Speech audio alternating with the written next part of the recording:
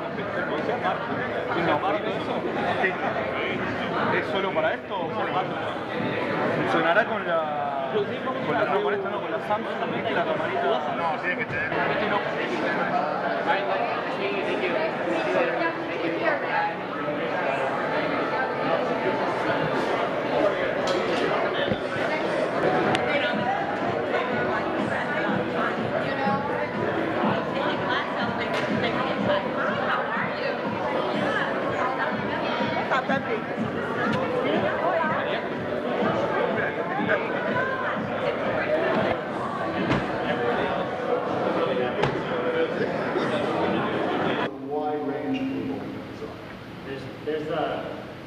There's the fine art world mentality a lot of artists have, where it's like, you know, I do this for myself, I just do this for myself, I express myself. You know, I do this for myself, but what I get out of it is the connection I find with the next person, with the people that I'm designing for. I feel my artwork is successful when I communicate my concept, when I can translate my intention clearly. So I'm always designing to communicate or to maybe just beautify, simplify. I have a great respect for industrial design. If I had a choice, if I had a chance, I would have probably gone that way, but I kind of went directly for the fine arts because I had a better connection with it. Industrial design is amazing to me, and it's always been so functional.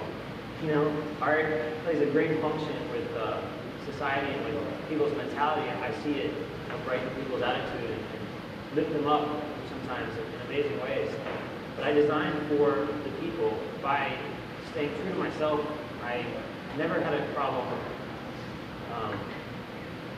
catering to them because I'm going for the same thing they are going for. We all want to have something that motivates us and stimulates us and gives us something to be excited about. So it's a job of mine. I love it. Great. What about you? You know, I feel like every day is kind of a new day. You know, when I get to the shop and I get to a new city, I don't know what I'm going to have to tattoo that day. I just know that I have to, and I know that it's ready, set, go. And that is a creative challenge in itself because you're expected to perform on the drop of a dime. But when I have a client come in and understands the style of work I do, they're like, Chris, listen, this is kind of what I'm looking for, but I want you to do it your way. Great, we're off to the races. You know, because I can always give somebody, I find it fun to interpret or pick somebody's brain and take what they have in their brain, even though usually it's way more than you can put in a 3x5 area. You know, they need kind of that wall. But, you know, it's great to take the elements, put them together, and give people something that they really love that, you know, you're going to embellish their body with what's going to be on them for the rest of their life. Brilliant. And Stacey, your whole thing is people, because your job is to bring in the students and prepare them to go off to their next journey, which is obviously university and design schools. Yes, but they have to be practical. There was a time out on my fashion department where we did all this edgy stuff that was really, really incredible and nobody would ever buy it. And I think we've done a little bit of we've reverted a bit to, well, and I'm not talking about buying off the rack, I'm talking about designing for people so people can wear it and they can wear it comfortably. So even at this early age, when you want them to experiment, they have to be practical at the same time. Yeah. Now what's interesting about design schools, be it Dash or our art center, is that you're surrounded by different forms of creativity. So as these students go off to art center, for example, they'll be surrounded by fine arts, they'll be surrounded by filmmakers, photographers, and all of that obviously has an influence on the creative process. I think what I'd be interested in knowing finally, when we'll wrap this up and do some Q&A, is what's next for you? So you've done the tattoo thing, you've got the television show, you're obviously into different types of media, but what's out on the horizon? I think that, you know, really for me, when I think about my future, I think about settling down. I mean, I'm 40, I want to be home. You know what I mean? I want to be here. I want to open my space and create in my space. And then, of course, there's always a million directions. But as gentlemen who have lived on a plane, You have me beat by a few miles, but we live on a plane. Man, it's always nice to come home. And Miami's my home. I love it here, so I'm ready to sit down and get some work done. Great. Daniel? Well, first, I'm getting married in 6 months. Well done. That's my total thing right now, make money and get married. We're going to Thailand, it's just Thai.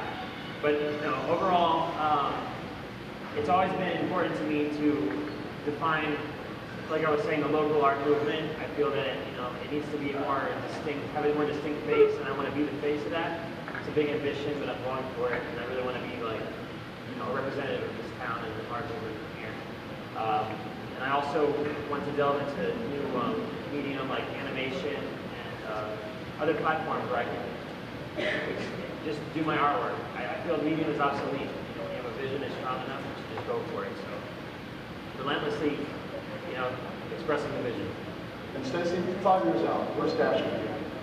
Dash is going to be in a better, stronger place, hopefully in a new facility. But beyond Dash, I'm sure it'll move, onward and upward. Beyond Dash, we are the only high school of its kind in the nation and probably in the world. I hope that we can replicate this school in other cities that need it so desperately. I know that Philadelphia, Detroit, Chicago have already begun that Baltimore process, but it takes time. Dash is 20 years old. We were like this year one. It took us 20 years to get to where we are. And that's why I hope for not only my students, but for students in other cities. Fantastic. Okay, now we know the only thing standing between you, lunch, and the drive is us. So let's open up. And are you around somewhere? Can we get a microphone and maybe take 3 or 4 questions, and then we'll break for some lunch, and then we'll get you into these cars we're ready to start. So just raise your hand, and we'll come to you with a microphone. Bill? I have to ask you one question. Looking at this car, I think it's an incredibly sexy vehicle, and certainly appears to have DNA going over to Aston Martin, Jaguar, what have you. The focus right now might be on mileage, but I think a Boss 302 engine would be wonderful in there. So is there any possible thought of that for the future to build a performance version, like an SVT version? I would only say to stay tuned, Bill, because we get this vehicle launched. Our main goal right now is getting our homework done, getting this car successfully launched on the road. I too would love to see a performance version, but it's a little bit too early to talk about that. How about a Lincoln version? Well, the Lincoln version is the subject of another discussion, but the MKZ, which is based off of this same platform, is just launching into the market as we speak as well. Any other questions? You guys are hungry, I can see. Come on, don't be shy. This design panel, which is going to be fascinating, and we're going to cover a lot of subjects. Then we're going to have a lunch, and during lunch also we invite you to mingle and go around the room. We have different stations. We have our virtual reality station where you will be able to really get into behind the design. Please take the time, play with it.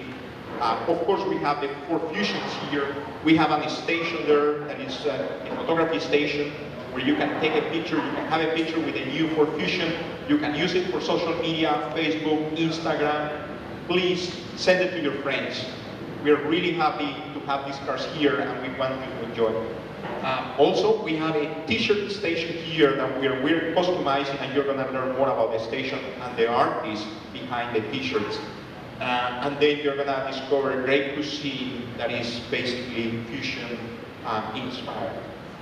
With that said, I would like to introduce you today our Vice President, Group Vice President of Design and Chief Creative Officer at Ford Motor Company, Jay Lenz. Please welcome him.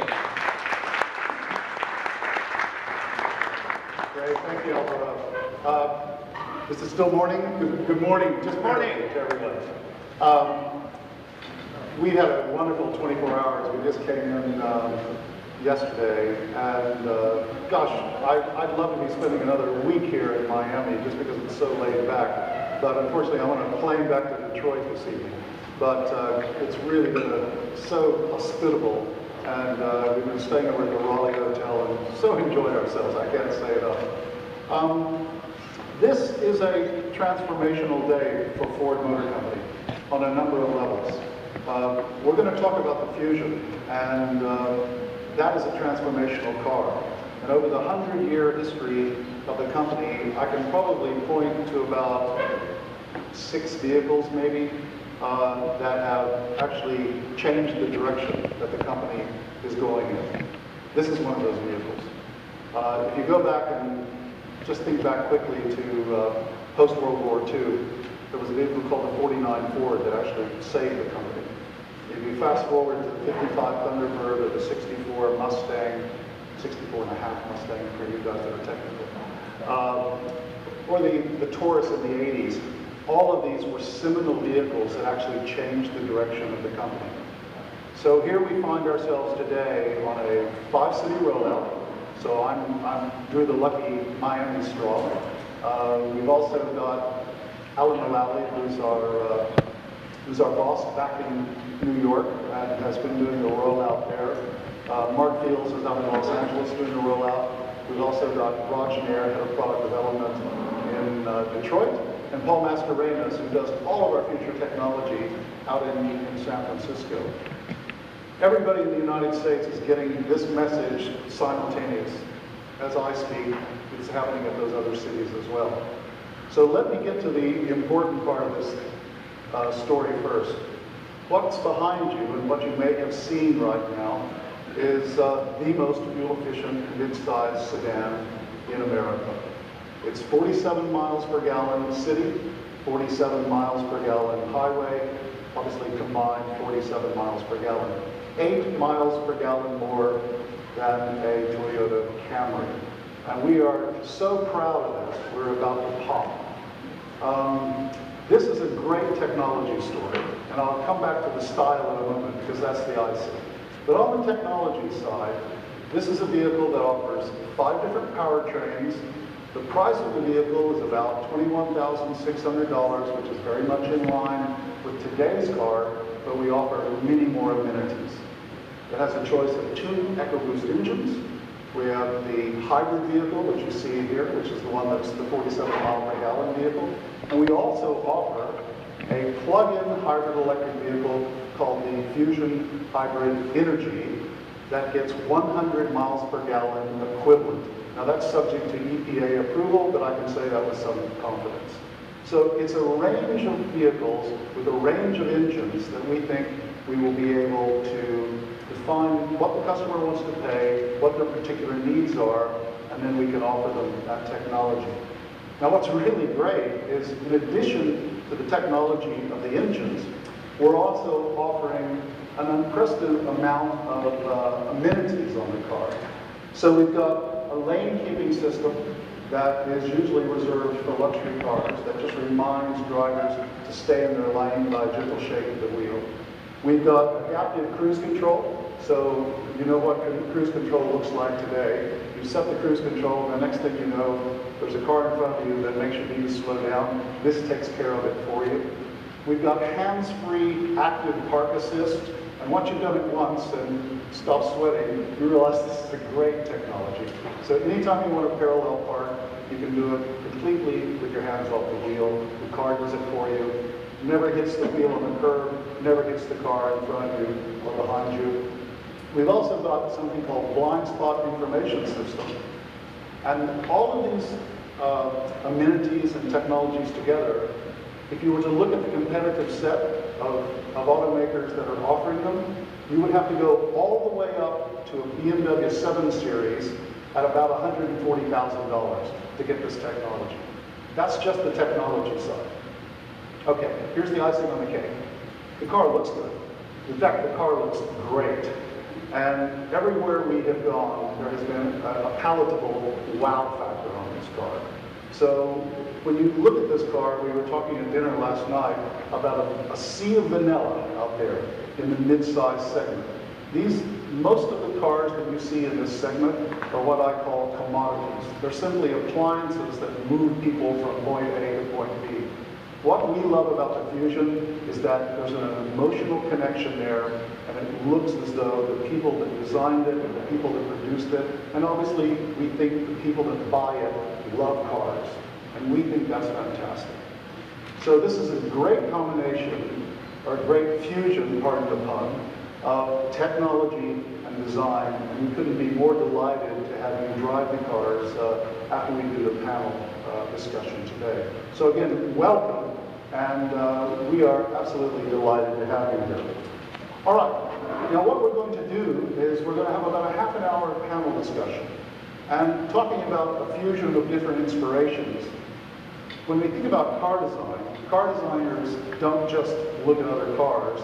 They're influenced by architecture, fashion, culinary arts, hotels, any type of style, any type of social media that happens to be relevant. And what you're going to see today is a really great selection of artists and designers from various fields that have different points of views. And what we're going to talk about is where they draw their inspiration from. And all of that ties back to exactly the way we design a car. So with that, let me introduce the panel for today's discussion. You'll probably know the first gentleman very much so from the popular reality series Miami Ink. It's Chris Nunez.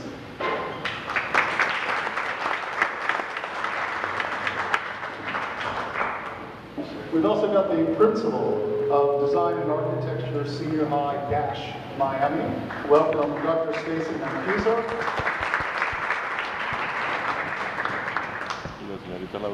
Great. And then finally, from Craig Art and Fashion Design, welcome, if you will, Daniel Fila.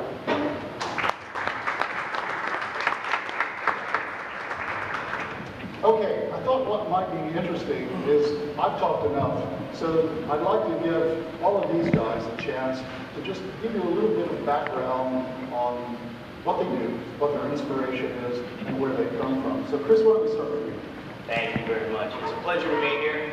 I'm born and raised here in Miami, Cuban-American household. I've been most well known, I guess, as of late for tattooing. We started a show called Miami Ink, which premiered here on the beach probably about 6 or 7 years ago. We ran for almost 100 episodes. Our show spanned to 161 countries. We hit a whole demographic of people that were really had a fond love of the art of what we do and really got a chance to get a sense of why people get tattooed.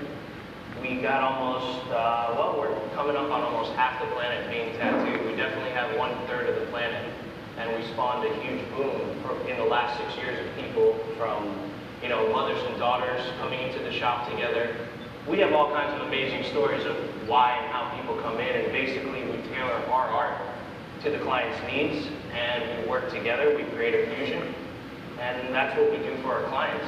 I'm currently on a show called Ink Master, where I'm a judge, I'm a panelist, and I critique other people's work, and we get down to the best of the bunch, and that's basically the way the show runs. I've traveled extensively. Most of my career has been spent traveling. I've spent most of my time on a plane. And that's pretty much where I draw my inspiration. My travels were basically my art college and my degrees. I have my degrees sit in my passport. And that's basically the way that I like to live my life. So I chose to be a tattooer, and I love what I do. Great. Stacy? Good morning. My name is Stacy Mancuso. I have been at DASH for 14 years. I am the principal of what I think is the best school in the country. We actually are number 1 in Florida and number 16 in the United States. DASH is unique. It's an audition-based school, and our students study architecture, industrial design, which is product and transportation, fashion, film, and visual communication, is advertising graphics. I'm very proud to say that I have 5 wonderful students here today with me. They are stand-up kids, and they are all from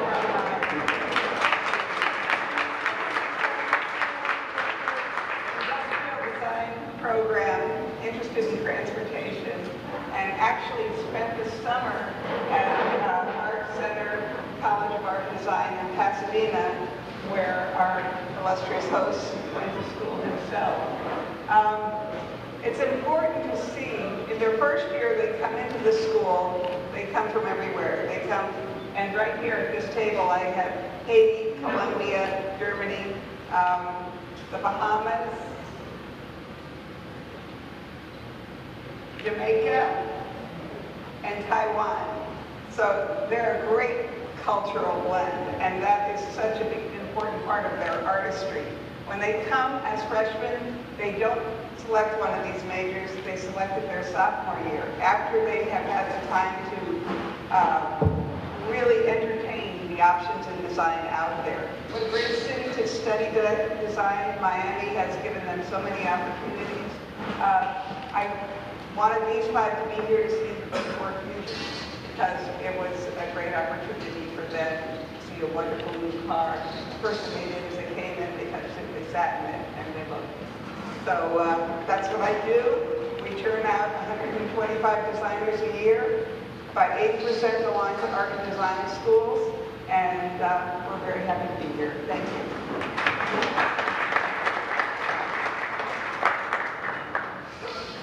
Yes, my name is Daniel Fila. I'm a local artist. I was born and raised in Miami.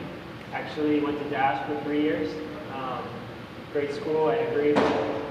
My background, from as far back as I can remember, I was always exposed to art in some form or the other. My dad owned a design firm in Coral Gables, so there's pictures of me 5, 6 years old, just standing there watching people make designs. I was always around it. I always felt like my creativity saved me because I was, you know, rebellious and always into mischief as a kid. But with art, I was concentrated. I was focused, and I really wanted to be great at it. So I got into magnet programs like Dash, and while I was going to Dash, I would go through the Metro Rail and through the buses, and I was always being exposed to art in the city, the illicit art, the murals, and I remember having a large influence on my life. One of my inspirations was to go to these old dilapidated buildings, industrial districts, and just paint and find my own canvases and just pick up things. I always felt like it was my world, it was untampered with, it wasn't commercial. But little did I know that I was going to go to study illustration, which is commercial art. And I found a big passion in that too, because I enjoyed visual communication and problem solving, working with collaborative groups, helping them find a solution using my talent. When I graduated college, I came back to Miami at a very pivotal time. Miami's always been an incubator for the arts, and it has a great history with the arts.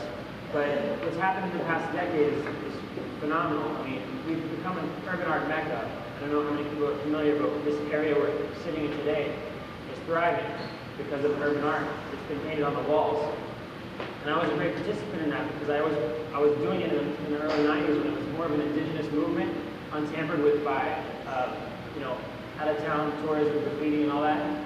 So I felt a real strong connection to the movement. In 2003, I took my illustration knowledge and skill and I put it into what I had known already from my experiences, and I started painting the walls around here.